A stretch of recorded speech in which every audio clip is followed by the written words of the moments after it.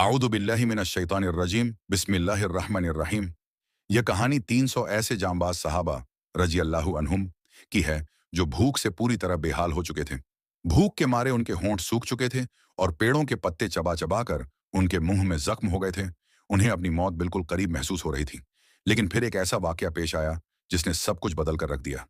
यह वाकया उस समय का है जब प्यारे नबी हजरत मोहम्मद सल्लल्लाहु अलैहि वसल्लम ने 300 सहाबा के एक लश्कर को एक मुहिम पर रवाना किया।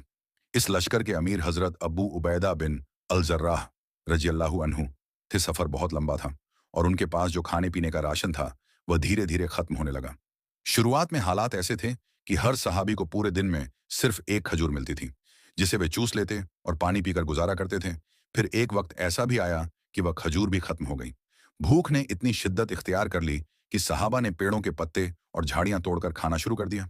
इन्हीं बदतर हालात की वजह से इस लश्कर को तारीख इतिहास में जैश उल खबत यानी पत्ते खाने वाला लश्कर कहा गया। भूख और कमजोरी इस कदर बढ़ गई थी कि उनका चलना तक मुश्किल हो गया था और जिस्म जवाब देने लगा था। लेकिन उनके हौसले पस्त नहीं हुए और वे अल्लाह के भरोसे पर आगे बढ़ते रहे। आगे बढ़ते बढ़ते यह लश्कर समंदर के साहिल किनारे पर पहुंच गया। वहां पहुंचकर उन्होंने दूर रेत पर एक बहुत बड़ा ढेर देखा जो देखने में बिल्कुल रेत के पहाड़ जैसा लग रहा था। लेकिन जब वे उसके करीब गए तो सब हैरान रह गए। वह कोई रेत का टीला नहीं था बल्कि एक बहुत बड़ी मछली थी जिसे समंदर की लहरों ने किनारे पर ला फेंका था। हदीस में इस विशाल मछली को अल अंबर वेल कहा गया है। पहले तो अमीर लश्कर हजरत अब्बू उबैदा बिन अल जर्राह ने सोचा कि मरा हुआ जानवर मुर्दार खाना जायज नहीं है। लेकिन फिर उन्होंने फरमाया कि हम अल्लाह के रास्ते में निकले हैं और इस वक्त बेहद मजबूरी की हालत में हैं और यह अल्लाह का अता किया हुआ रिज्क है। इसके बाद तमाम सहाबा ने उस मछली का गोश्त खाना शुरू किया। वह मछली आकार में इतनी विशाल थी कि उसकी आंख के हल्के खोल के अंदर कई सहाबा एक साथ बैठ सकते थे। जब उसकी एक पसली की हड्डी को खड़ा किया गया तो एक ऊंट पर सवार आदमी उसके नीचे से आसानी से गुजर गया और उसका सिर पसली की हड्डी को छू भी नहीं पाया। तकरीबन 300 सहाबा ने पूरे एक महीने तक उसी एक मछली का गोश्त खाया। इससे न सिर्फ उनकी भूख मिटी बल्कि वे सब दोबारा से सेहतमंद और ताकतवर हो गए।